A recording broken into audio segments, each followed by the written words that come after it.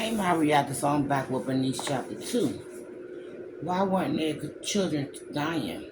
Why had her son, a true American, gotten sick and passed away? It wasn't fair.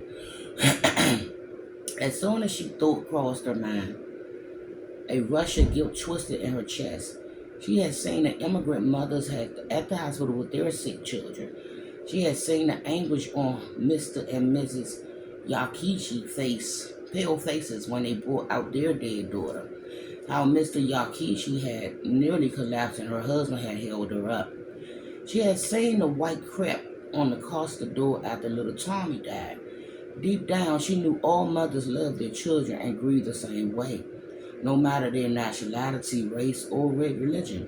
And yet it seemed as though the newcomers always had 3 or 4 offsprings to replace the children they lost. She only had one, and he was gone. No one was immune to getting sick, except, it seems, for her. After the lady in the back seat disappeared into the row houses, a low, long voice echoed between the brick buildings, and the dry creak of wagons' wheel drew closer and closer. Bernice craned her neck out the window to see.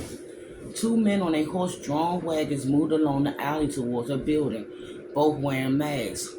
"Bring out your dead," one of them called out. His voice sounded weary, yet indifferent, like a newspaper hawker on an empty street corner. Bernice pulled her head back inside to watch.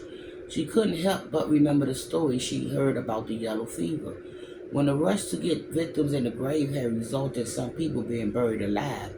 Was that happening during this epidemic too? According to the radio newscast, there has been over 5,000 flu deaths since the parade. Embalming students and morticians has come from hundreds of miles away to help take care of the victims, but it wasn't enough. In the last newspaper she read before Wallace got sick, the daily notice of death from the flu filled an entire page, along with those killed and missing in the war. 7 columns of small print with a repetitive of latitude. Cecil Newsman of a pneumonia, age 21. Mavis Rivers of emphysema, age 26. Will Flint of emphysema, age 15.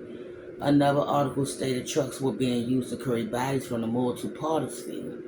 Corpses were tagged for later identification before being buried in a trench dug by a steam shovel, and the men filling the mass graves were falling sick. On the radio, the Pennsylvania Council of National Defense explained, it is doubtful that the city of Philadelphia has, at any time in its history, been confronted by a more serious situation than that presented in connection with the care and burial of the dead during the recent epidemic.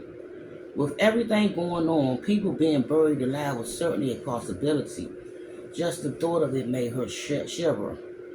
Down in the alley, the driver slowed the horse, pulled to a stop outside one of the row houses, and tied the reins to the wagon. 3 bodies wrapped in dirty, blood-stained sheets laid in the wagon bed. The driver and the other man climbed down, went over to the front stoop, lifted the sheet draped body from beside the steps, and piled it on the back with the others. Then they returned to the steps and picked up another body, this one smaller than the first, with the wagon loaded. They climbed back down and moved closer to Bernice's building, continuing the call for the dead. She would not hand Wallace over to those men. They couldn't take her baby. She wouldn't let them. Then she realized they had no idea she was there. Watching from her 3rd floor window, they didn't know her boy was dead, and she needed to keep it that way. Otherwise, they might put him on their horrible wagon, and once they got a good look at her, they'd force her to go to an asylum. And I'll be back where I left off at with Bernice.